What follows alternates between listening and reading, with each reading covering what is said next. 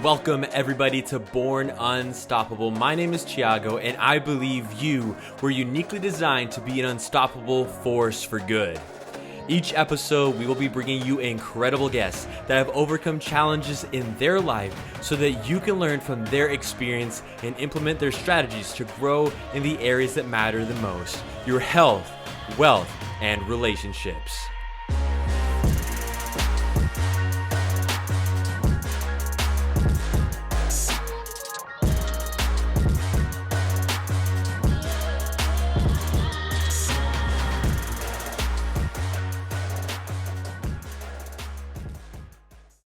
Hey, welcome back to Born Unstoppable. Man, it's been a while since I last uploaded an episode, and I'm glad to be back. So much has happened. So let me bring you up to speed. I got engaged in January 2021. I finished my second year of medical school, means I'm halfway through medical school. I started my own online high performance coaching business. It's called the Unstoppable Performance Training Program. Then I got married in June and moved into a new place with my wife, Jess, in Ottawa. And I have some great guests lined up for you. My goal is to be uploading at least one episode per month because I also have to focus on things like my marriage, medical school, YouTube, and my program. I got a lot going on, but I still want to keep the podcast going. I love talking to guests and learning and then sharing what I learned with you guys. But hey, since I'm a married man now, that means we can dive into more relationship and marriage topics here in the podcast. So I'm going to be looking to bring on some guests to do that in the near future. Without further ado, let me introduce you to our guest for today. His name is Andrew Gonzalez. And interestingly enough, the day we recorded this episode was his birthday. I had no clue. He just turned 25 and he is a very passionate entrepreneur who enjoys helping people level up their mindset. Andrew ended up finding his passion early on for videography, and then he found a way to work for a high-level entrepreneur, David Meltzer, who is a CEO. He's a multimillionaire and a guy with a big heart and huge influence. He worked under him as a mentee, and this was more of a mentorship program for him, which molded Andrew into becoming an independent entrepreneur. Then he later moved to work with Ed Milet in one of his businesses. And so we dive into his own personal journey and the mindset you need to become unstoppable. He also breaks down David Meltzer's productivity framework. You don't want to miss that. You want to take notes because that is very key to increasing your productivity. So get ready to take some notes. Let's go. All right, Andrew, how are you doing? Hey, how's it going, Thiago? Thank you for having me on today, brother.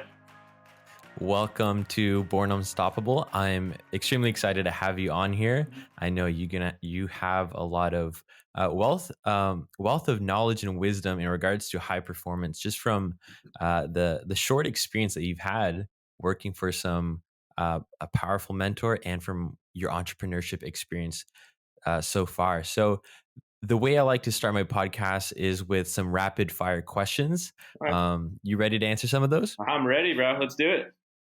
All right. So where did you grow up? I grew up in Upland, California. All right. And are you still there? I'm in the neighboring city, Rancho Cucamonga, so right next to it. That's a fun name. Yeah, it is. What's one of your favorite books?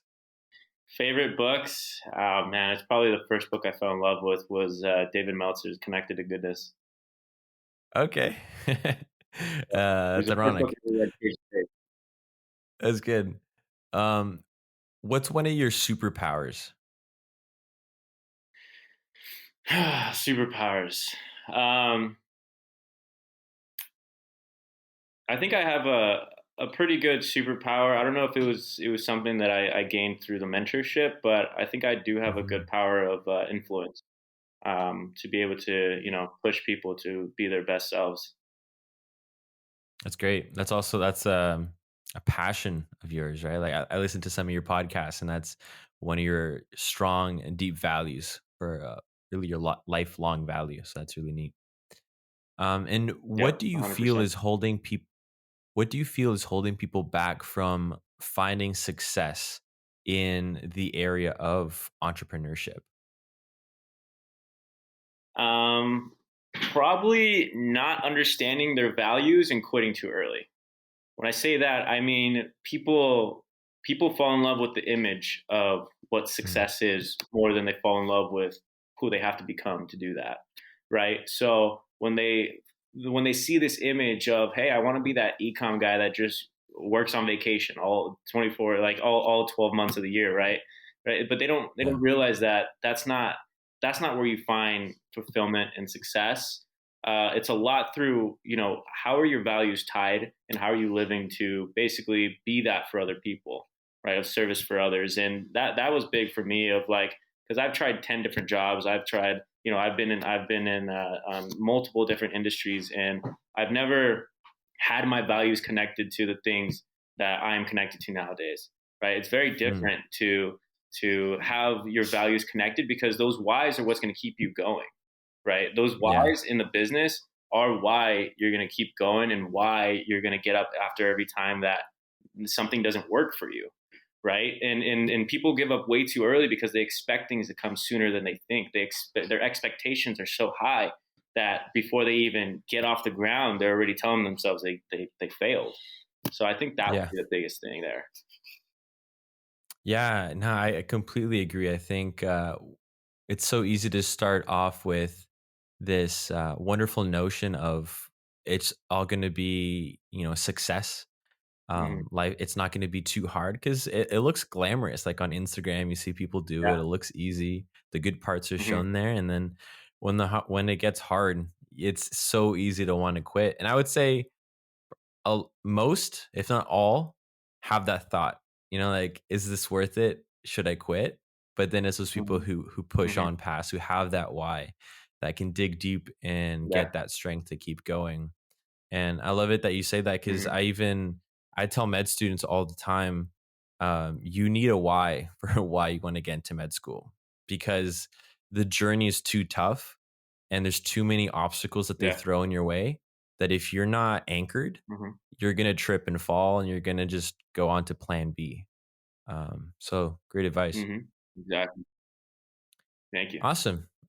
All right. So let's jump into your story a little bit. Take us back to, I'm always fascinated with kind of people's upbringing, what shaped them to be where they're at. So maybe we take us back to younger Andrew. You are already young, but kind of how did you grow up? What was the kind of the atmosphere of home in your mind and walk us briefly kind of through your Mhm. process to where you got to today. Yeah, so I mean, it starts with my parents. Obviously, they both came from Mexico and actually came over here when they were both in their teenage years. And my dad ended up going to school here, being the first of his generation to go to college here.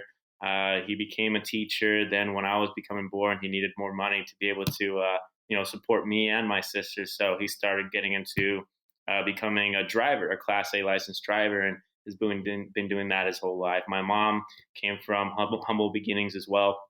And when she came over here, she actually had a photography business that she started when I was younger, and that's kind of what trickled on me, and then eventually led me to use her kind of camera equipment and everything to get into videography, which led me to get to David Mm, and everything else. But really, I grew up in a pretty humble home. It was always about caring about people. About my dad's big on being a good person and doing things for others, and that's I think that's where I get a lot of my humble approach to everything and wanting to help people. And he's just a very selfless, giving guy, and I took that, and he's always been a very hard worker. So I've seen him work hard throughout the years, and I think that's kind of the work ethic that I then developed through seeing that.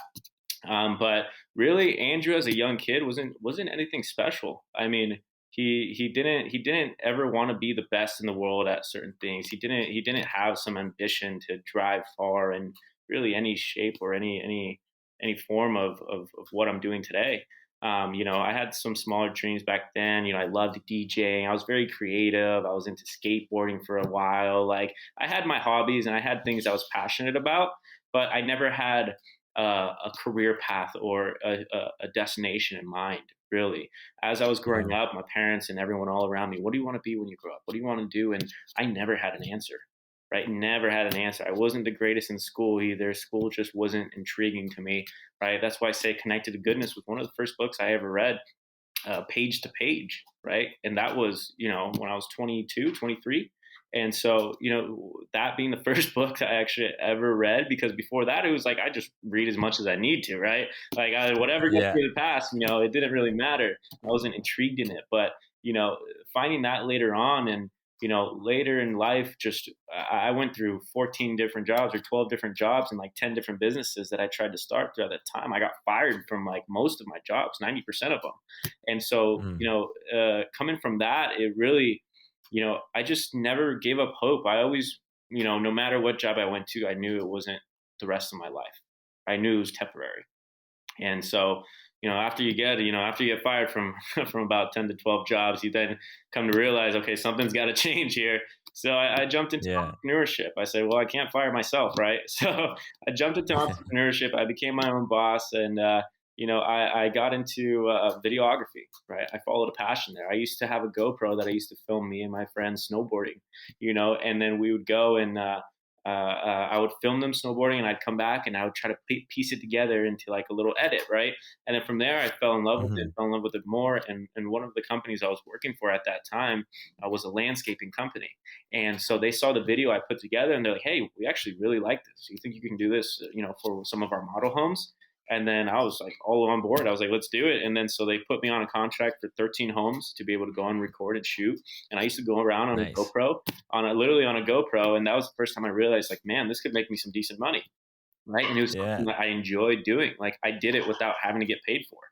Right. And so when I started getting paid for it, it just, it was the cherry on top. And so I started realizing, okay, I can do a little bit more here. Right. And then so that led on from gig to gig to gig to, like, within a year of doing that, I was able to get around some pretty influential people in the LA industry, entertainers, entrepreneurs. And, once I started getting some, credibility on my back, I started messaging more and more people, because I had a point in the business where, I thought, I had one of my biggest months, and I was working with some of the biggest people, and I thought, hey, life's made. I'm good. I made it. I'm great. And then the next month comes and it's completely dry, and you're like, whoa, what happened here? Mm. So it's like, for me, it was like, whoa, okay, so it was a real shocker. Like, okay, I need a sustainable process here. I need something Yeah. that can be consistent. Right. And so I started taking matters to my own hands, and I started DMing 30 people a day that I wanted to learn from or be around, because I realized being able to add value to anyone at that time, it was content. Who didn't want content, right? Anyone in any Yeah. space that was big was, if I were to reach out and say, hey, let me give you some free content. Here's some of my videos. Like, I'd love to work with you. Like, who wouldn't want some of that? So I realized I could be of value to a lot of people. And so that gave me accessibility to a lot of people. And one of those people being David Meltzer, right?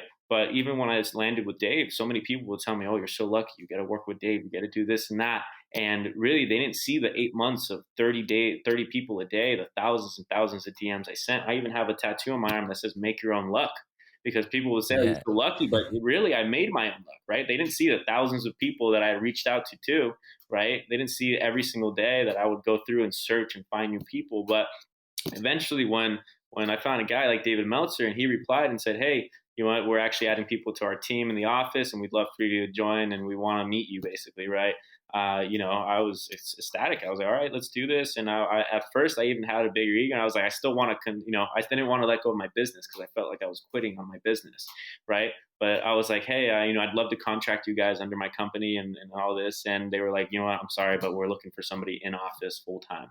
And, I had to just follow my ego. I replied to the email like 5 minutes later, and I was like, nope, okay. Because they were like, hey, let me know if anything changes on your end, right? But we appreciate it, essentially. And I was like, okay, Yeah. no, I'll come in for a meeting, right? So I go in and I meet with them. And then within my 20-minute meeting with the COO and the head of media, like, I saw David Meltzer come in and out of 3 different meetings, an interview and then 2 other meetings. And I was like, wow, this guy is moving, right? Yeah. As soon as you walk into his office, the kind of culture they have, because you feel it, right? You feel the energy when you walk through the door. Everyone does. And so when I walked in, I just realized, like, this is where I have to be. So I said, screw it. What am I going to gain most value here from? Am I going to gain it Mm. from trying to make it on my own, on my business, right? Just because of the ego and the pride of not quitting on it?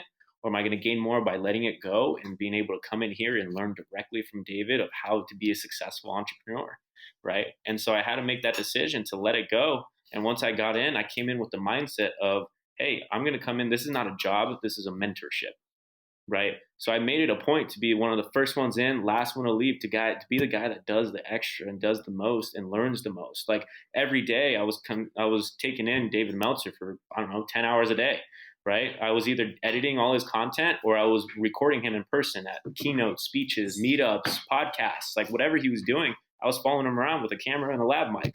So no matter at all times, I was hearing him, I was listening to him, but I also started applying everything that he was teaching. Right. And that's where the differences started happening. Once I started applying everything and all his principles, that's when I started changing my own identity. I started waking up at 4 a.m. every day. And I did that for months and months on end without missing a beat. Right. I started meditating every morning. I started reading every morning. I started working out every single day, going on runs. Like I started focusing on investing in myself. Right. Not just money, but my time and effort to making myself a better person. And so after I went through that transition, I got so inspired because the 6 years prior to that, I truthfully was like, I was just jumping around, degenerate, kind of like I lived for my weekends, right? I lived for my weekends. I would work all week and then my weekends would be everything, right? I'd be more excited about the weekends than I was starting on Mondays every time, right? Because that I was just unhappy where I was at. And until I switched that perspective of, right, no weekends or weekdays, it's just days, right? It's just another day. And how are you getting closer to the things you want? And so once that identity shifted in me, I got so inspired to then start mentoring a few other people, anyone who would really listen to me at that time, right? Because, I started doing that. And once I started teaching them, Dave's principles and his frameworks and seeing that, okay, I can actually have an impact on these people because I was never someone to sit in a spot of inspiration or a leadership position for anyone. I was not anyone that anyone would want to like be a role model for, right? So I never stood and I've never sat in that space. It was something very new to me. And it was the first time I really felt a feeling of fulfillment, right? It was seeing the impacts I could do on other people's lives. And once I saw that, that just fueled, it was fuel to the fire. It was like, okay, how do I monetize this best? How can I grow this best long-term, right? And it started from looking at coaching and consulting and speaking. And I used to talk to Dave about wanting to do all these things. I was like, I want to be in front of a huge stage one day, right? I want to feel that, right? A bunch in front of 50,000 people, right? And that was something I would talk about all the time with him. And so, once I started, getting really inspired with those things, and I started looking long term, I had to ask myself a really tough question, which, was, am I going to be happy doing that here, right? Am I going to be happy building Dave's dream? Even though it's a beautiful dream, I was so happy working for him. But at the end of the day, would I be happy in building my dream? Was I building towards what I wanted? Right. And at the end of the day, it was no, I didn't want to be behind the camera all the time. I didn't want to be behind the editing every time. I wanted to be the guy in front of the camera, and I had to make that decision. And once I made that decision, opportunities started opening up. It felt like the world was giving me a softball to exit and join with Ed Milet and their new company. And, the stars aligned and it made sense. It was the most lucrative way to be able to build people up and to be able to monetize and build and become successful and fulfilled and purposeful, right? And passionate about what I do, right? Today is actually, I didn't even mention, was my birthday. Is my birthday. And I told my team today, I was more excited to come in here and do the things that I love to do, right? Yeah. These are the things Bro, I didn't know it was your birthday. Happy birthday. Thank you, brother. I appreciate that. That's great. Right on the podcast. Happy birthday. It's recorded. Thank you, man. Yeah, How old are you? 25. 25. Hey, I'm 25 too. I'm going to turn 26 in November. Nice. That's awesome, bro. Yeah, 25. It's a big year, but it's, I've never been this excited. Every year it's a new chapter. And, I've never been more excited to see what I do in this year and this next year, between 24 and 27, right? That whole 25 or 26, sorry, that 25 in between, that dash between, I've never been more excited to be able to write that story because I have the pen in my hand right now and I can make it the most pivotal year I've had, right? I can like every year is just going to be a new blank canvas of what can I do this year? Right. And so I've never been more excited. And today I told my entire team, right, I'm going to be in here because these are the things I love to do. right? I got excited when I saw that my birthday landed on a Monday. I was like, that's awesome. It's a work day, right? We're putting it in, right? And then even that this Yeah. rescheduled to today, I'm like, even better. Like, this is awesome, right?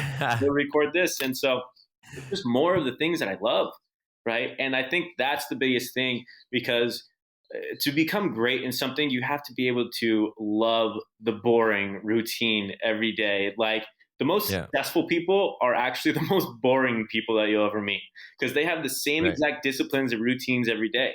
Like, it's funny because some people might look at my life and be like, dude, that is the most boring thing I've ever seen. But to me, it's like, I love doing this stuff. I wake up and I'm excited to do this stuff.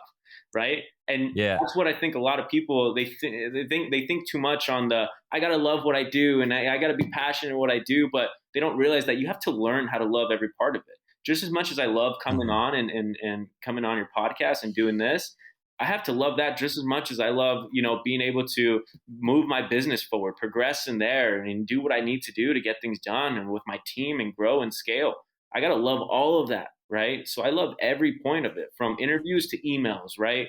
From doing calls to getting the checks, right? Like, I love all parts of it, right? And that's such a big thing that I think a lot of younger people like try to look at. They try to look at, oh, I only want to do the activity that I love. Well, guess what? In every single industry, there's going to be things that you don't love, right? There's going to be things Mhm. that, it's 10% of that sucks, right? You got to go through the suck, but it's learning how to have the intention behind it, right? If your intention is this email, sending these emails or something is going to get me closer to what I want, right? That's the Yeah. intention. When you do it, you don't have this feeling of anxiety based around the things you don't want to do. Now you know that's what you have to do to get what you want, right? And so you start to fall in Yeah. love with it, because every time that you do it more and more and more, you're just adding more compounds and more votes towards what you want, right? Just like in your field, you said you got to have deep whys, right? You're going to get thrown curveballs and obstacles, and especially because children now, I mean, younger people just decide on these things before they even know all the details. So now that you're Yeah. living in the details, all you're doing is trying to provide experience. Be like, hey, listen, this is the real of the real, right? This is what I had to go through to get here, right? Yeah. So same thing. If I would have known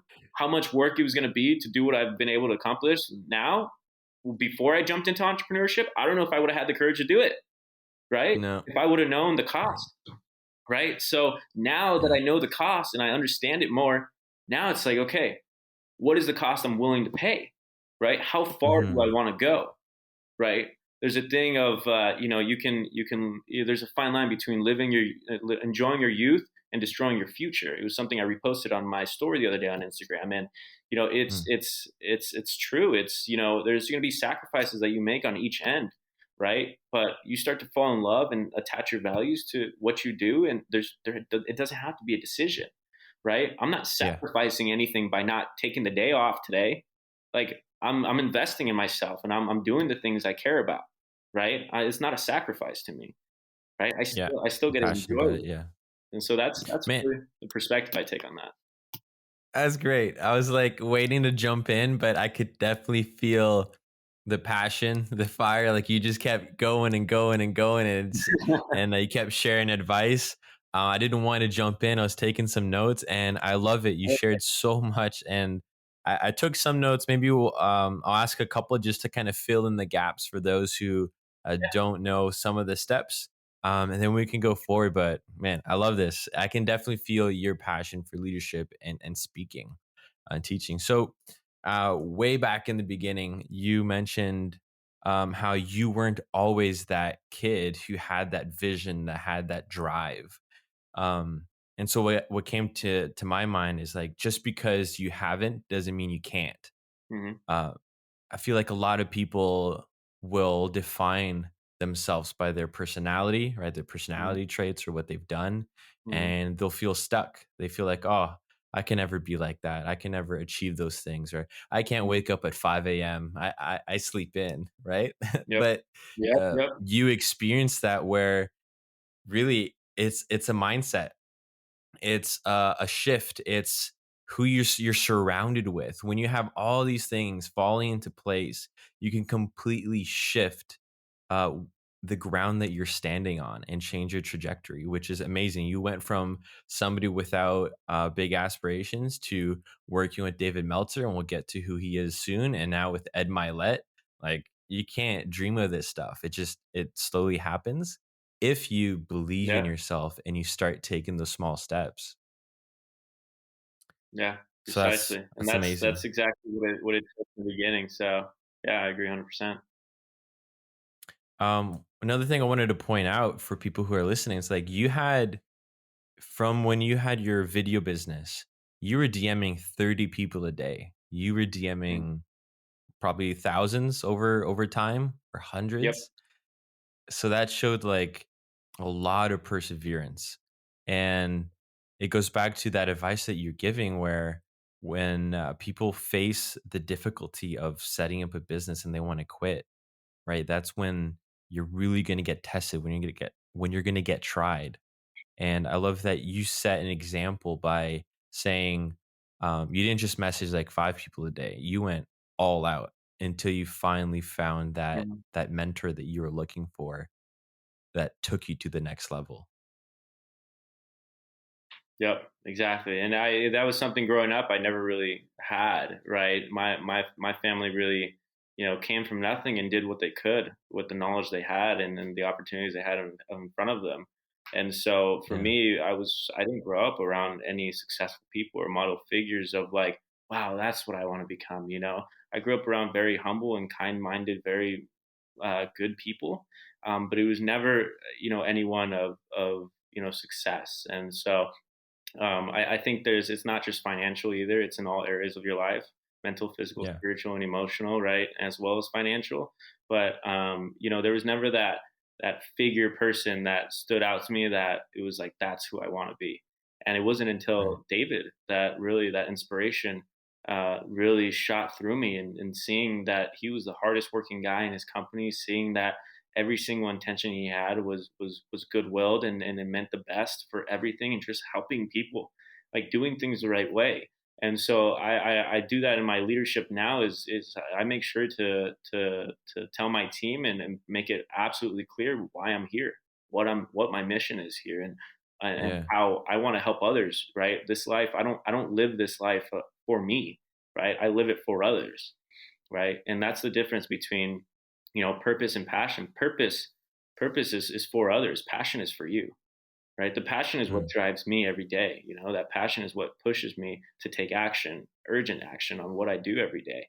And so I've been able to align not only my passion, which is for me, but my purpose, which is for others. So my passion now is aligned for others, helping others. So the more I can help others, the more I'm connected to my source, my energy, right? So, and that's Yeah. that's that's how that's how I'm able to move so much and do so much and stay so consistent, and have the same fire in me every day, because people don't understand that you don't just wake up one day with this kind of ambition or this kind of fire under you. Like, people Yeah. wait for that moment. Like, what is that moment? It's a process of multiple decisions and multiple moments that then shape you into this, right? Discipline is developed, right? Mental discipline is developed. Mental tenacity and toughness is developed, right? Relentlessness, persistence, that's all developed, right? Through doing it. That's how character is built, right? And so, Yeah. at the end of the day, it's all those soft skills that I started focusing on that now drive me and help me to wake up. Because a lot of people, you tell them what is your whys, but they could tell you a couple whys all day, but they can't explain to you or show you how they connect to what they do, right? There's Mm. a lack of connection there. And so if you understand and learn how to actually tie together your purpose and your passion, then that's where you hit that line of, how much can I do, how far can I go? And I think truly, out of all the great people I've been able to learn from and be around, it's one of the biggest takeaways. None of it is for them, right? Ed still wakes up. That guy's a billionaire, and he wakes up and works harder than half of America still, right? Why? Yeah. Why is that? Because he's not driven by the money anymore. He's driven by the impact he can have. And that's the same thing here. Is I want to impact as many lives as I can, right? I want to do as many things as I can and share in many ways as I can. and that's what drives me and gets you up. But that was developed. I never woke up with that. I never, when I was doing the 4 a.m.s, that was developed, right? That was by setting my alarm every single day and missing multiple times until I finally started getting it and getting it and getting it, right? And then you have to have empathy for Yeah. yourself when you're trying to do something you've never done before, right? How do you expect to be good at something you've never done before? If you're trying to be someone you've never been before, you can't expect to just happen overnight. You have to be able to stay Yeah. consistent. This is the exact same topic we talk about in our Facebook community, the Born Unstoppable community. It can be challenging to find like-minded individuals working towards similar goals. So you can join the conversation there. Just go to www.thiagoluzvarghi.com/community. Now back to the show. Right. And that's All right. So let's go off of that. It's one of the questions I had later in my script here. Okay. But one quote that you said is, purpose is for others and passion is for you. So I just love that. Wanted to say it again so people can write it down. Maybe before we go on to the question, for those who don't know who David Meltzer is or who Ed Milet, for us, like, we know these guys are big guns. Yeah. But a lot of people might not know who they are. So maybe could you kind of give a quick summary of who David is, who's your mentor, and then who Ed Milet is as well, and then we'll move on to the next question. Yeah. So, I mean, they both wear many hats, right? David is a best-selling author. So is Ed. They're both global speakers all around the world, right? They do keynotes everywhere. And they've been in, I mean, David, he has movies made after him. Jerry Maguire was made after the sports marketing agency that he was running at the time, Lee Steinberg's. I mean, Maybe. you see Samsung at some time, right? He blew up in the internet boom and out of Silicon Valley. Like, he has a story where he made over $100 million, lost it in his 30s, everything, and made it back in less time. Like, their stories is what makes it, let alone it's not about the allocates or achievements, because they're both, 1% of the 1%. They are the top of the top. And, it's more so the stories of what happened and what took to get there that I like to share more of. And, even though, they have done amazing things, like Ed has been able to build his business, from the ground up, from, his water getting cut off to now being worth about $1 billion. Like, that's huge, right? In 30 years of doing business, he just turned 50, right? And he was nominated one of the 50 under 50 wealthiest people in the world. And not only that, but he's an even bigger giver, right? He gives more than he even receives. And so he doesn't even show a lot of that. Like, David has community centers that he's built in Africa. Like, these guys actually are they're the definitions of entrepreneurs, not just because you change it in your bio and Instagram. These are the definition, right, of the guys who want to change the world, right? Have an impact on the world, right? Do everything for good. It's compassionate capitalism, right? And that's another book that Dave has as well, right? But he taught me it's compassionate capitalism. He always says entrepreneurs will save the world, but they are the definition of entrepreneurs to me. Right. And so that's a great term. That's why I came in and I came in so humble and so gracious to even be around Dave. And so I took everything. I took in everything. I learned everything. I made sure we got to the point where I used to have daily phone calls with Dave, and I still get coached by him once a week. Every week I still talk to him. Right. And that's great. Yeah. And so, he's just been he was one of the first mentors in my life, and he's the reason that the whole trajectory of my life has changed in this direction. And I've told him countless times, and I'll continue to tell him and continue to tell people what he's done for me, because I've just been so blessed to be able to experience that it's instantly, I was so grateful for it that I was like, this is enough. I just want to share it with everyone now. Right. And now coming to Ed, Ed is just building that leader and that born winner in me, because Dave really connected me to my values and to who I wanted to be and, what I wanted to do within this life here. And Ed came up and kind of, he was the fire. He was the gasoline to the fire that was like, you really got to wake up, and you got to, it's a law that Dave actually talks about. It's called law of Goya, right? Goya. Okay. Get off your ass. And he's like, you got to work every single day. Like, the writing's on the walls. Like, I tell my team in here every single day, we put up so much time, attention, and effort towards what we do that it's impossible to fail.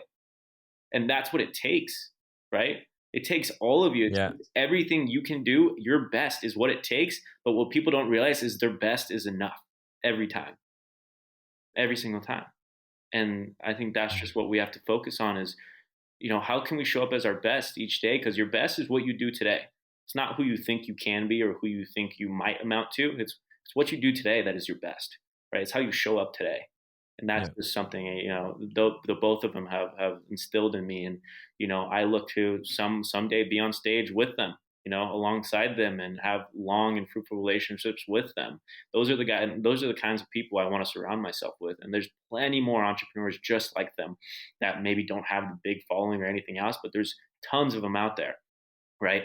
Just Yeah. people don't see them as much, right? And that's what I stand for. That's the kind of entrepreneur and person I want to be, and that's the kind of mark I want to leave here. Yeah. Those are definitely good role models to follow. And I love it that they're both very wealthy, but they're very generous with their wealth. And Mhm. I love listening to Ed Milet's podcast. I know David also has one. I just can't keep up with everybody's podcast, but I encourage Yeah, people who are sure. listening to check their podcasts out if you want to know more of who they are and the people who they interview, which is great. Um, Yep. Before you were talking about mindset and people really changing, and I listened to one of your podcast clips where you talked about identity change and imposter syndrome. Let's chat a little bit about Mhm. that because I started my own high performance coaching program a couple of months ago. And I noticed that a lot of Okay. students, when I get on a strategy session with them, they don't believe in themselves to make the change that's necessary to Mhm. get the results they need. Like they come to me and they're like, hey, I'm Mhm. struggling with procrastination. I'm struggling with a whole bunch of things, not getting good grades. And I'm like, yeah, I can definitely help you. I put together a 8 week long coaching program. You jump on calls with me every week. You go through the modules, and even some they'll be like, oh, it sounds great, but I don't even know if I'd change if I do that. Or like my parents don't even believe that I would change. So in your Yeah. mind, what's what's a good way to go through that or to view identity change and deal with imposter syndrome? Yeah, so identity change is basically, as Ed would put it, raising your internal thermostat, right? You start to raise, it's the fine line between confidence and humility, right? To be able to be confident in what you're talking about, but being okay with being wrong with things, right? And that's what people aren't okay with being. Like it's almost, a feeling of embarrassment or anything else along those lines is, you don't realize like you have to fail forward. You really got to stumble forward, and it's Yeah. not until you continue to do that that you will then see results. Because in order to be world class, you have to act world class first, right?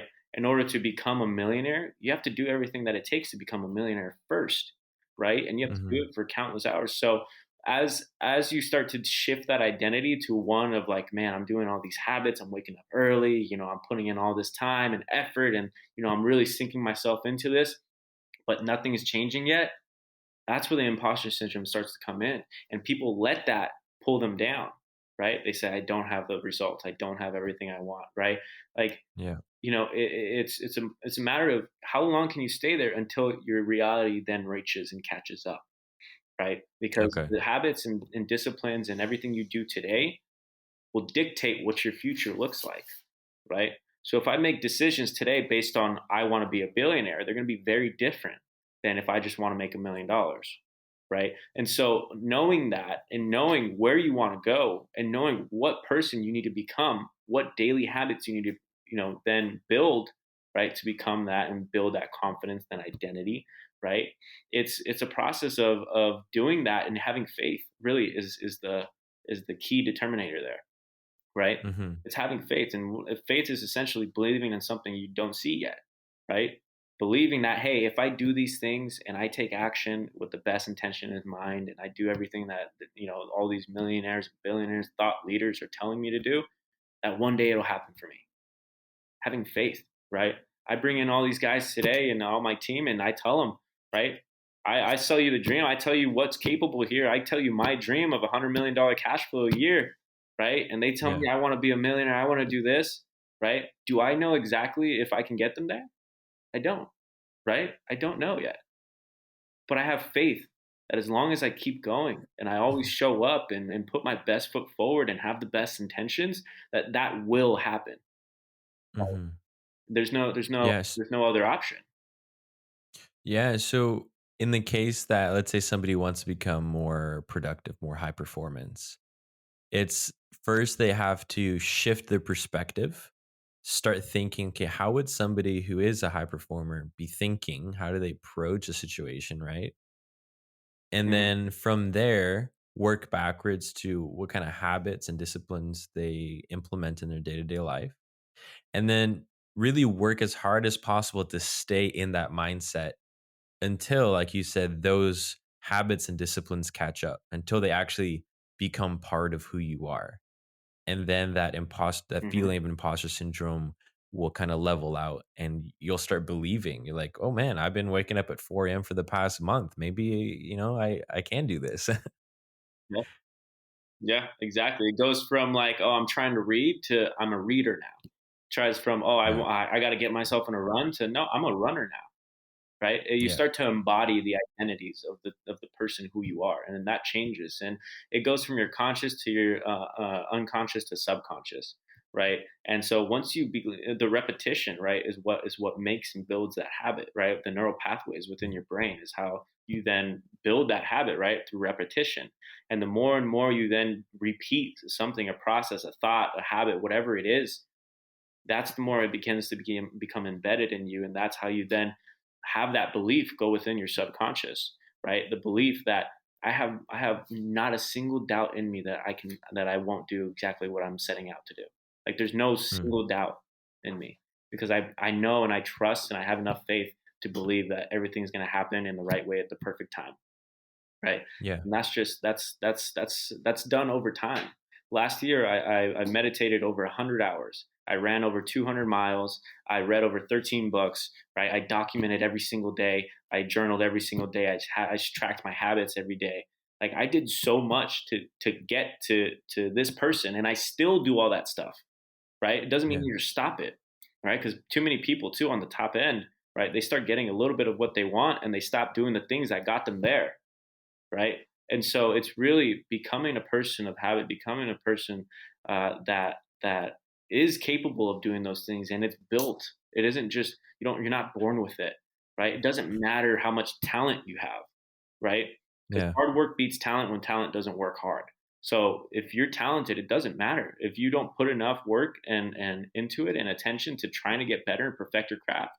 Well, the guy who sucked when you guys started is going to totally kill you. He's going to be way better than you because he was willing to put in the work to get better, right? Yeah. And so that's all it takes, really.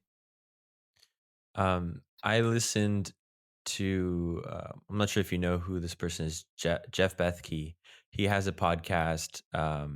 He's he's more popular within like the Christian circle. He's an author and stuff. And one of his Okay. podcasts, he says he's talking about goals, and he's like he doesn't like that hashtag goals idea, right? Because when Mhm. you reach a goal, a lot of people stop. They feel like they got somewhere. So he likes to call it formations. Like, what are the formation? Who do I want to become, and like mold myself to become? What are the attributes that I'm striving towards? Because it's like you never really get there. You just continue to get better. So I love it that Yeah. you started journaling, you ran, but it's not like you're gonna hit 200 miles and stop. It's you're gonna the formation that you want to change within you is you want to Mhm. be view yourself as an athlete, as a fit guy who takes running seriously, that then overflows into every other area of your life.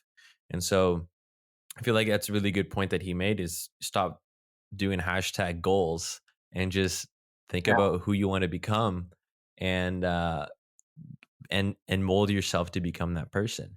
Now, since we're on this topic, we can kind of transition into going a little bit deeper into that. I know that you're super dialed in when it comes to optimizing productivity.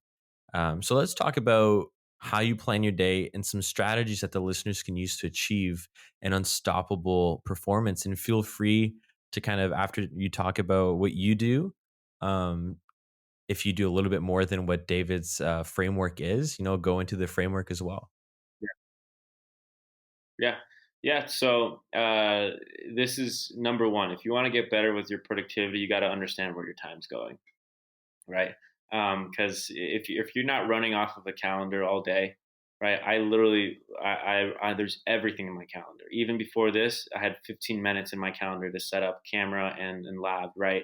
Like I have everything scheduled in my calendar of what I do throughout a day. There's hardly any white space, right? So the three things you got to focus on in your calendar are what you have planned, right? Whether it's in Mm-hmm. person, on the phone, via email, text, social media, whatever it is, whatever you have planned, what you don't have planned, right? The white space in your calendar, right? And your sleep. Sleep is very important because if you're not giving yourself at least 30 minutes to an hour to wind down before bed, you're not allowing yourself to get in that state that you need to in order to get into REM sleep. And so that's big. And not only that, but the amount of hours you're sleeping, right? Making sure that's consistent. But really, it's those three things. Focus on what you have planned, what you don't have planned, and your sleep, right? He has a rule of 72, he calls it, the power of 72. And basically, it's how he breaks down how he works 64 hours of productivity in a day, right? And when I first heard this, I was blown away. I was like, "What do you mean?" Like, I was just like, "Okay, Yeah. put it out." Like, what do you mean? And so when he became a millionaire 9 months out of law school, everyone was congratulating him and, "Oh my God, you made it so big!" And he's like, "What do you mean? If you break it down, like, I just worked 3 times as fast as you guys." He's like, "I worked 10 years in 9 months." He figured out how to make more calls. He figured out how to do more contracts. He figured out how to do more than everyone else, right? He just worked faster than everyone else. And he's like, if you broke it down, I only made 100 grand a year, but I just worked 10 years in 9 months. That's the only difference, right? And so the power True. of 64, it starts with first, most people work 8-hour days. And if you work at a job, sometimes it's really like 4 to 5, maybe. There's always the things you spend time on and everything else. It depends, but really it's 8-hour days, right? So you start with 8-hour Yep. days and you double that, right? I work 16 to 18 hours a day, right? And productivity, it's not work, it's productivity for me, right? It's Yeah. activities I get paid for and activities I don't. Okay, so first is double the amount of hours, right? 16 hours, right? And then by studying your calendar, you can find all the efficiencies in your calendar, right? Twice as efficient, which then you're at 16 to 32 hours, right? Twice as efficient, but that comes through studying your calendar. If you find out how to save Mm. 4 minutes a day, it adds up to 24 hours a year. Now add up, 60 minutes a day, 120 minutes a day, right? There's so many different efficiencies that we can start saving. I mean, that's just 4 minutes a Yeah. day gives you 3 extra work days at the end of the year over everyone else, right? 4 minutes, Yeah. right? You can do that while brushing your teeth, you know? So, Yeah. you go from twice as many hours, you get twice as efficient. And then lastly, your statistical success, which means how successful are you in everything you do, right? If you're in sales, what's your ratio, or your closing ratio from how many people you have calls to how many people actually convert and become clients, right? Different ratios in, how successful a podcast is or how good you're getting at everything you're doing, right? So the statistical success is basically how much better are you getting at what you do, right? If you're at a current job, you feel like you don't have enough time, just get better at what you do. Like people don't look at it as an option, right? Oh, there's not enough time in the day to do this and that and that. Why don't you just get better at what you do? What if you got faster at what you did? You probably have more Yeah. time, right? And so it's not really looked at as an option. And so right there, that twice the statistical success, right? It goes from 32 to 64 hours, right? And that's how you get 64 hours of productivity in a single day. Ed has a similar thing where he does 3 mini days, right? Yeah. He goes from 6 to noon, 1 to 6, and 6 to 10 or something like that. It's around there. But he has 3 mini days that he essentially puts into one day. And he says, okay, how much can I do within these 6 hour gaps, right? And these 6 hours, right? From my first day to my second day to my third day in a single day, right? But just because of the perspective switch, he now thinks he can do a lot more than a lot of Mm. people think they can, right? Everyone's capable of doing so much more than they think they can. I have notes way back from when I used to work for Dave, and it was just in the beginning of COVID, and so we were working from home, and they wanted to make sure that I was keeping up with my work, and I started doing a daily pipeline, is what I called it, and I would email Dave and our head of media every single day, and it would be a list of each minute through the minute of the day from 6:30 a.m. to 5:30 p.m. They would see what I did for each and every single minute, and that's how you really, like, okay, you don't have to be that crazy, but there's a start to that, Yeah. right? There's a start to that of that's how I used to plan out my days. Every single day I had You 30 have to different track it. tasks. Yeah.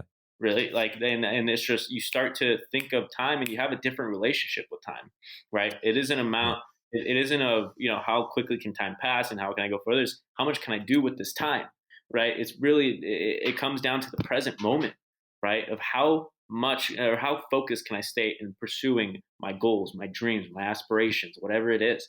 How much of that time can you spend focused, right? And that's what your calendar does, because pretty soon, you waste 45 minutes, looking through social media or something, right? Every time I open Instagram, I lock it real quick and I check my calendar. It's like a habit now. So it's okay, what am I supposed to be doing? Right? You get off track all day long. So it's like, what am I supposed to be doing? I go to my calendar and it's there. Oh, I have to be doing this research or doing this and that, right? I have a call coming up, whatever it is, right? And then also, when you set up your calendar the night before, so it's studying your calendar, being a student, which means spending at least a minimum of 10 minutes in the morning and 10 minutes at night, right? I spend 30 minutes at night and about 10 minutes in the morning, right? 30 minutes at night, I'm planning my next day, which means my next day, when I wake up, open my eyes the next morning, my day is completely planned out for me, which means I cannot choose based on emotions, right? My emotions will tell me, Hmm. hey, I want to take a day off and go to the beach, right? I want to do this and that, or I want to go hang out with friends. But I look at my calendar and I already have a pre-decided notion of what I wanted today to be, right? What I wanted to spend today on, right? And it's basically everything in my Let me body. jump. Let me jump in on there because I agree with you. Like having a calendar is really important, and if you stick to it, it's the best. But it's so easy to also kind of like push things off if you don't, if you kind Oh of yeah, give yourself a easy way out. But yeah, I've talked to some students that one of the biggest things is that they struggle with motivation. And so I also teach them that, you should be planning tomorrow today. You should be using a Google Calendar, something where you can put things in, time block. And so do you think that by having your calendar filled, it almost removes that problem of motivation?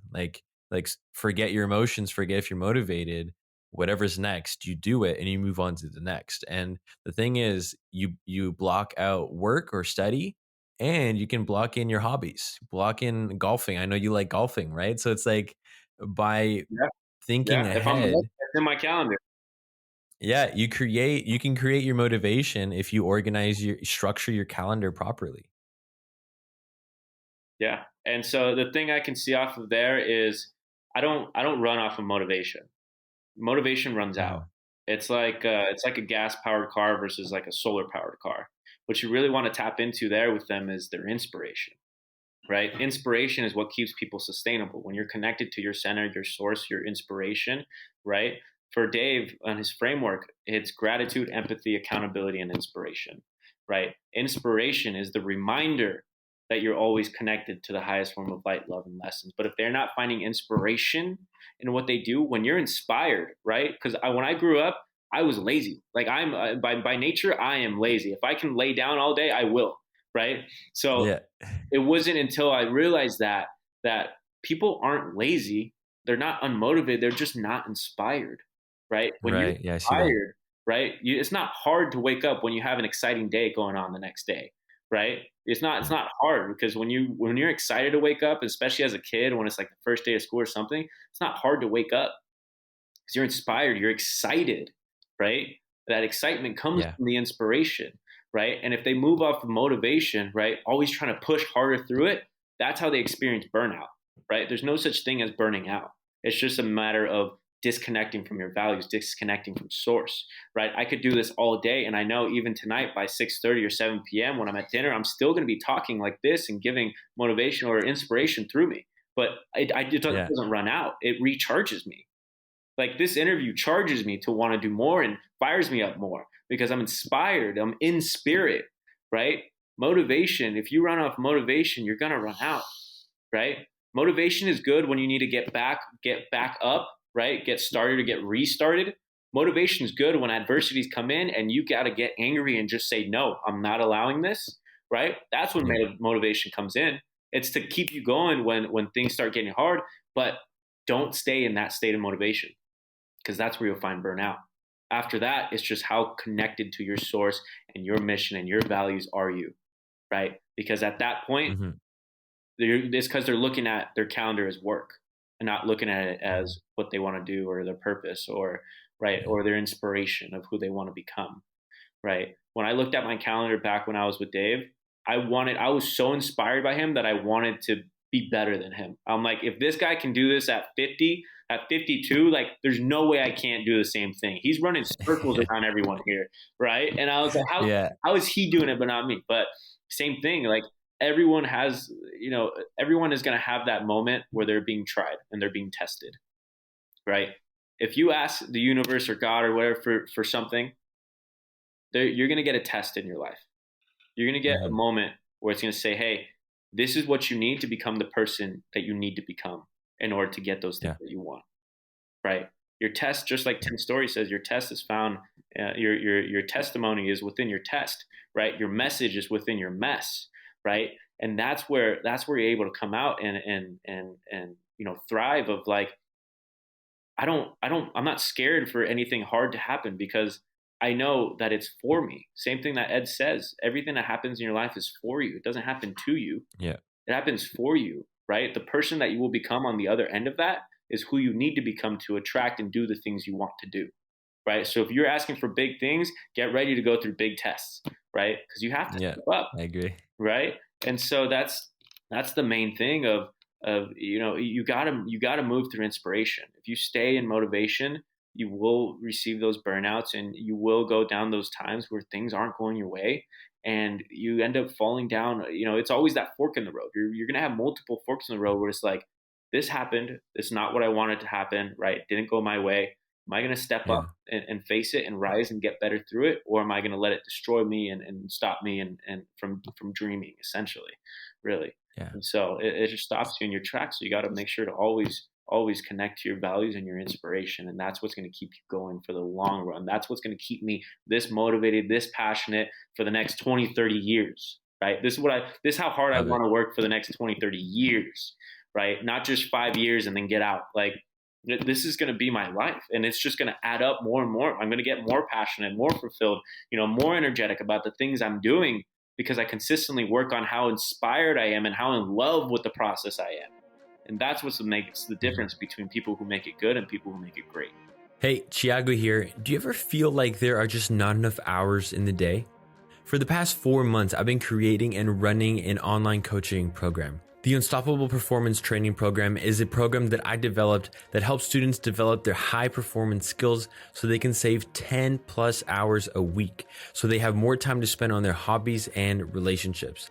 This program teaches you the proper systems and strategies that you need to get more done in less time while overcoming procrastination, anxiety, burnout, and will help you experience life more deeply.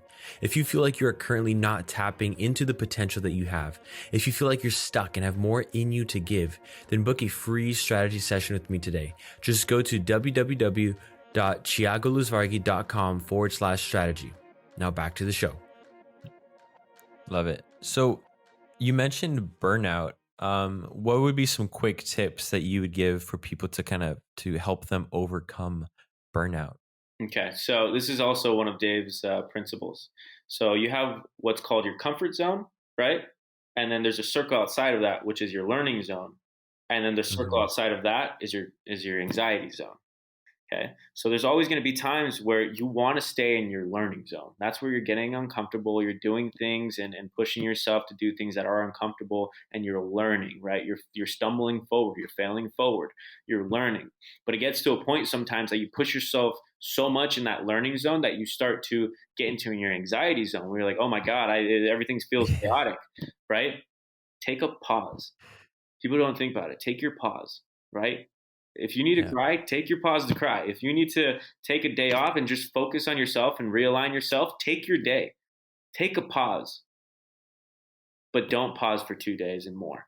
Don't waste more time than you need to on it, right? It's a matter of how many times can you get up and keep going, right? The more sustainable that is, the further you're going to get because you don't have to waste time on the pause, right? But each time I learn and learn and learn, there's going to be more times that I'm going to have to take a pause. Right? And I'm going to have to let myself just sit in it for a little bit, learn and look for the lesson, right? Wisdom comes from asking why, right? If things aren't going your way, ask why. Why is this happening? Or why is this happening for me? Right?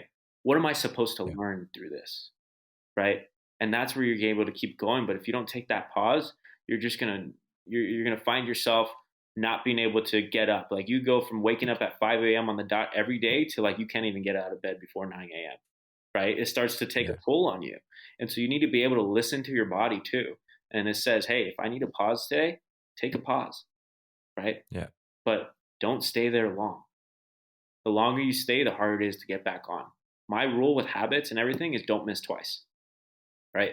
Don't miss twice. And at the beginning of this month, guess what? I missed twice. On the August Hey. 1st and August 2nd, I missed twice. And on August 3rd, I took a whole day. I said, screw my calendar, screw everything else, right? I'm not doing anything till I get my habits in. And after I do that, I went and broke down all my intentions for this month and the rest of this year, all my goals for what I want to accomplish, and all my systems of how I'm going to get there.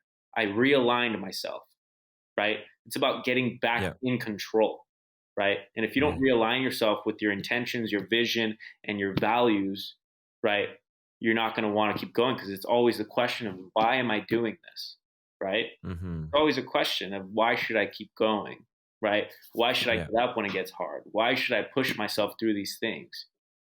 And it all goes back to your values, right? And so you need to realign yourself, right? It's simple. Take an inventory of your values. There's four values that I take inventory of, daily inventory, right? It's my personal values, right? My health, mental, physical, spiritual, and emotional health first, right? I have to be taken care of or else I can't take care of others. Then it goes, it's still personal. So then goes my family, loving them and giving them experiences. And then my purpose or my pursuit, which is the road of 100 million in this business. Because I know if I can do that, I can change this world. Right. Yeah. And that's just for my personal. My experiential changes every day. What I want to experience today. If I have calls like this set up, like what do I want to experience? How do I want to experience them? Right. Today, my experiential values were to show up and to be able to inspire through my own inspirations. Right. My own loving of what I do. Right. Sharing my passion. Right. I want to allow it and be a vessel to channel through me for other people. Right. That was my experiential value today. Yeah. So that changes every day depending on what you have planned or what that day is for, right? And then you're giving and you're receiving values, right? What do I want to give and what do I want to receive, right? And for me, sometimes those change. I mean, you can't be afraid to be a hypocrite on your values every day. You know, my giving could be health, wealth, and happiness, or it could be, I want to give someone inspiration today, or I want to give, passion, light a fire under somebody today. You know, depends on what my giving wants to be day to day. So that, and then just the receiving, right? What I want to receive, right? And receiving was a big one that was kind of hard for me in the beginning.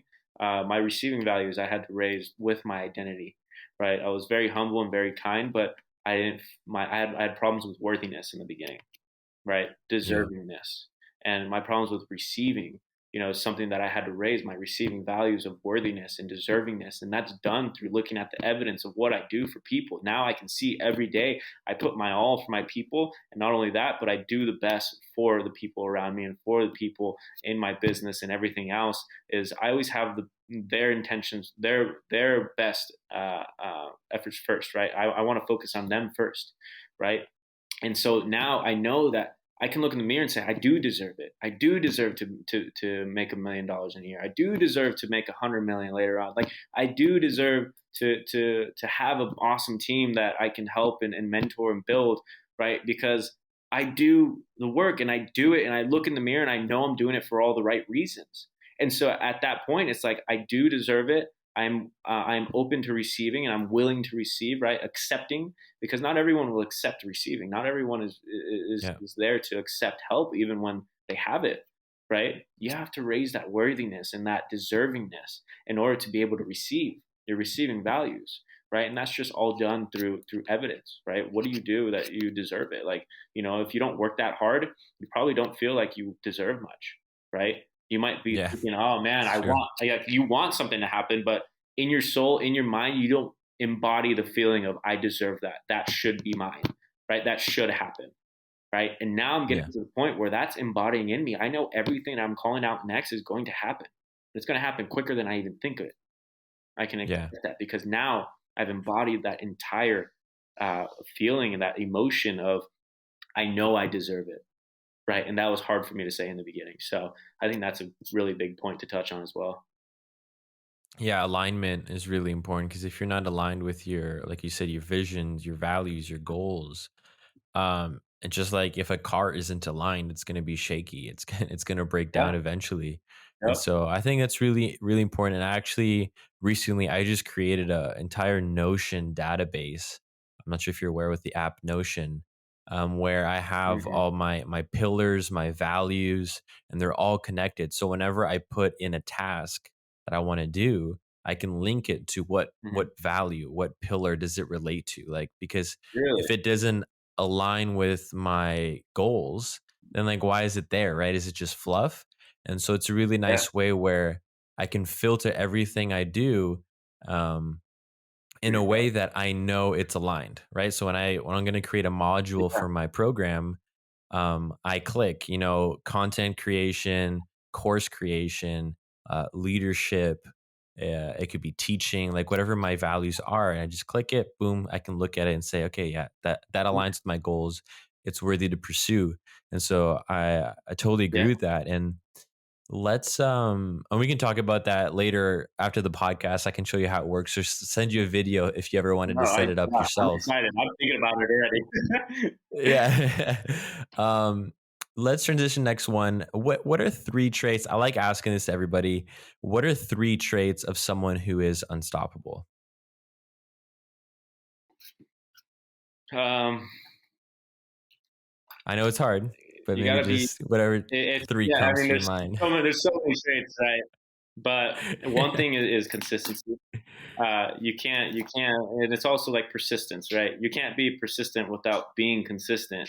So it's having the consistency, the persistency, and really living in pursuit, right? That's where we find happiness. Really, we're creatures of aim, of nature. That we have to have an aim, and we have to have progress in order to feel that sense of happiness. And so that's why you'll hear all these super successful people say the success is in the journey, right? The happiness is in the journey, right? And it's not a pursuit of happiness. It's the happiness is a pursuit, right? And Yep. that's where you find out that you got to be happy now before you can do anything else and anything great, right? And so I think it just comes down to really being on the consistent, persistent pursuit of your truest potential, and that's straight out of the mouth of David Meltzer is what he lives by, and that's what he tries to do for everyone.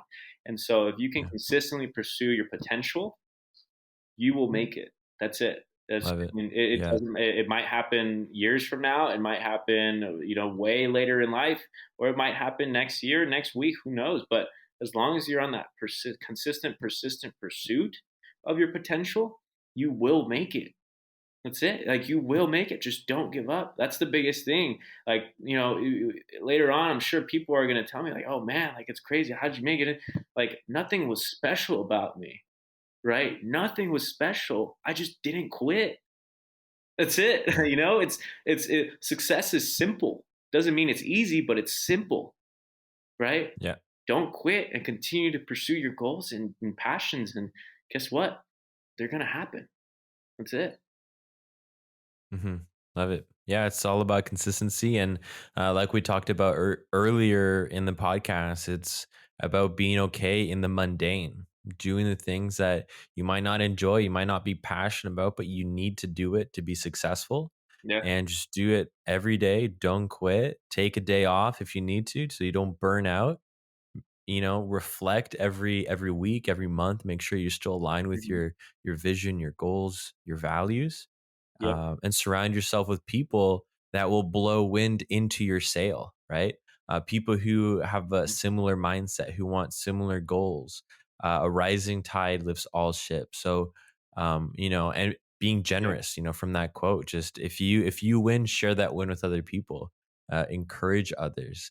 And I love it because that's exactly what you're doing. And maybe take the next couple of minutes to just share about your 100 million journey. Like, what is all that about? Feel free to plug in your podcast and share so people know what it's about, and they can go and listen to you after.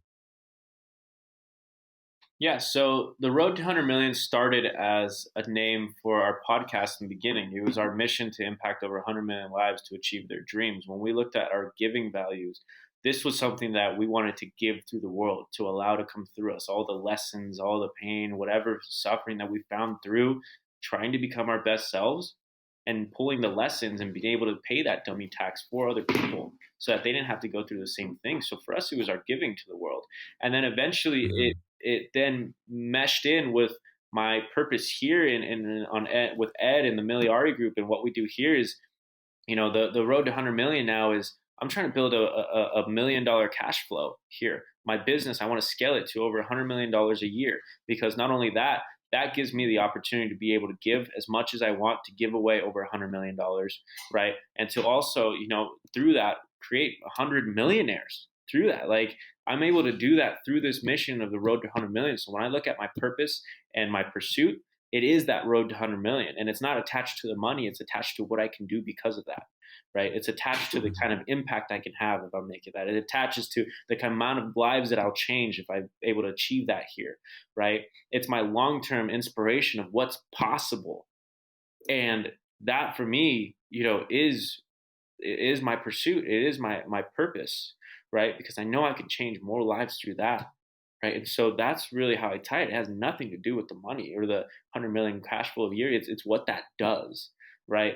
And so that's the idea behind it. And eventually, it became more of a mission that I just live by. And we rebranded the podcast to be more talk show, more kind of conversational between Jacob and I. And now it's called Raw Talks, RAW Talks. And you can find us on Spotify, Apple Music, all the big providers. But it's still the same thing. It's just us being raw, being transparent, showing people that, hey, look, we go through all the same things that you guys go through, right? We have all the same struggles that we're two young millennial entrepreneurs in two different industries trying and putting our best foot forward every day to try and make it. Right. And we're like just sharing the journey along the way. I posted this the other day, but too many people are scared to share that Steve Jobs moment. Like, I think about this little office as our Jeff Bezos moment, right? This is our garage, right, where we're just starting. And, this is just the beginning of it. But too many people are scared to show that, right? They think they have to be better. And really, at the end of the day, you're going to get better no matter what. So it's like, post your best now, right? Do your best now. Show up as your best now. Because 6 weeks from now, I might listen to this interview and be like, man, I would change so much of it, right? I would be like, well, I thought I was talking like I knew this and that, right? And so it's always going to change. You're always going to evolve and grow, but that's a good thing, right? If you're the same person every single year, it means you're not growing, you're not evolving. You should be changing every year. You should be a new person, right? Change and evolving is looked at like as I don't know, it's almost looked down on, like you to be different and to be changed. And right. And, now that, a lot of the times the friends that I used to have, right, it's hard to still be friends. And it's not a matter of judging them and what they want to accomplish with their life. It's a matter of, we don't speak the same language anymore. We don't have the same frequency.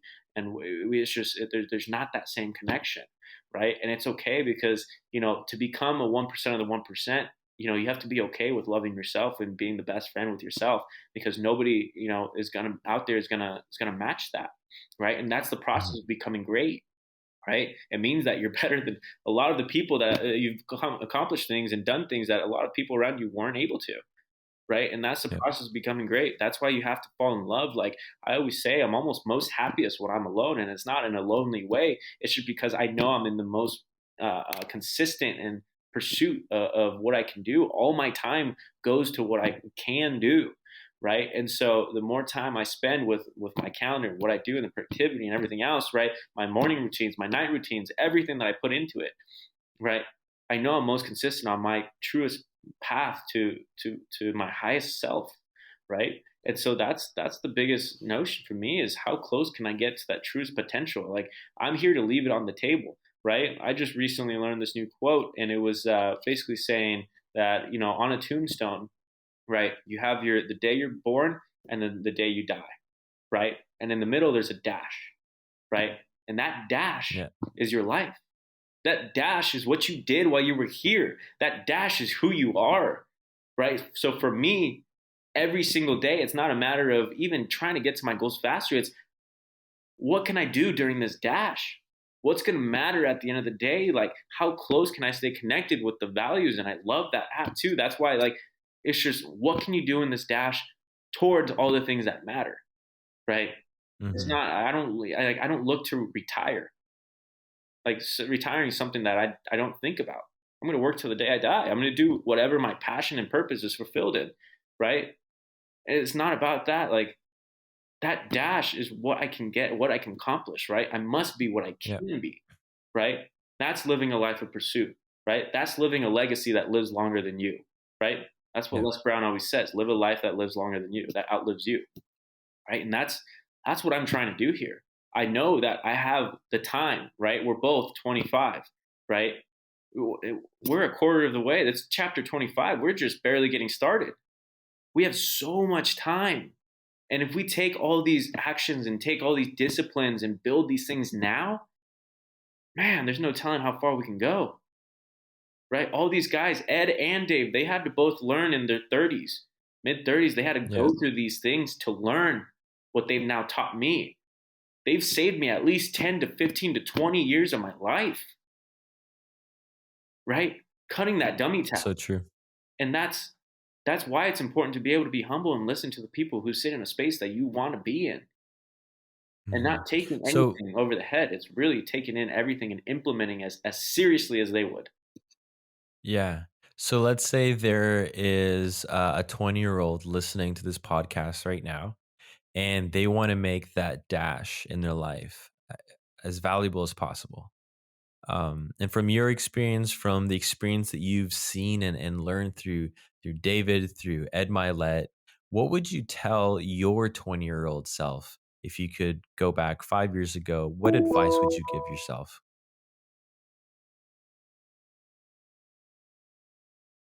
I think understanding my own thoughts and emotions, um, the best. What I mean by that is too many people get stuck in their own way, especially at a young Mm, age. All the 10 different businesses I started, they all could have been my ticket to success, right? But I yeah. just got in my own way. When things got hard, I turned around and I went to the next thing, right? And so, for my 20-year-old self, I would tell him to just understand my own thoughts and emotions, understand human nature, learn, right? Read books. I'm in love with reading. I read every single day. It's because I'm in love with learning now, and that's how it is. It's just I didn't I and when I was in school prior and everything else, and I didn't love what I was learning about, and now I love to learn about myself and how I can get better, right? And so I would just tell them to understand and learn human nature, learn why you think certain ways, learn why you feel certain emotions, so that you can process Yeah. them better and be able to get yourself back on center versus falling down and being controlled by your emotions or your thoughts, because we're neither of those. You're not anxiety, you experience anxiety, right? You're not depression, you experience depression, right? So when you go back and realize that you are simply an awareness to your thoughts and emotions, then you can look at it from a higher view, a higher awareness of, that's just my body sending me signals to my brain, right? Why? I told you, wisdom is found in the why. So why am I Hmm. feeling that way? Why do I feel anxious? Why do I feel sad? Why do I feel this way, right? That's when you can start to process it and understand it better and be able to move forward in the right trajectory, getting out of your own way. And if I would have learned that way sooner, the road to 100 million may have been accomplished by now. She has great advice. I love it. Thanks for sharing that. And let's wrap things up. And Andrew, you are very inspirational. Thank you. Super pumped that you took your time on your birthday to be on the podcast. And I truly believe that you are unstoppable. You have the traits. You're surrounded by amazing people. I can, I'm sure everybody listening can feel how passionate you are just by talking. Like I ask one question and you go off. And I love that. It's so nice to see somebody who's passionate about where they're at, somebody who's knowledgeable, and excited, right? Because it's so easy to get kind of stuck in the mud when things go hard. But I'm loving to keep Yeah. it to, I'm loving listening and seeing your journey on Instagram. And so, how can people get in touch with you if they want to learn more about your journey, and hear more of your advice? Yeah, they can find me on Instagram at Andrew Zalez, AndrewZalez. That's two Z's. Or Andrew at andrewzalez.com. You can email me any questions, DM me. It doesn't matter. Like, I reply to everything. So anyone that wants to reach out and you're seeking advice or help or knowledge, whatever I can do to help, just reach out. That's what I'm here for. Yeah. So besides that, you can find the podcast, like I said, Raw Talks, Rawtalks, Raw Talks, and that's on Spotify, Apple Music, and a bunch of other providers. So just type it in and you'll be able to find us. Great. Well, bro, thank you so much for being on the podcast again. I hope everybody pays attention and they're taking notes. And until next time, we'll probably have to have you back on again once you reach the maybe halfway mark and then the 100 million, to keep up with the progress.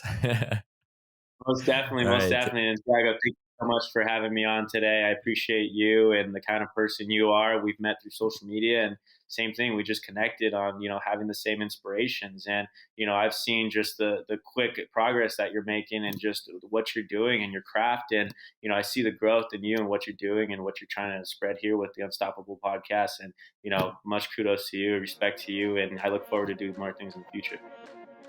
I appreciate it. Take care. God bless. Of course. Thank you. Thanks for listening to this episode. Listen, God created you to be creative, and He gave you a unique potential.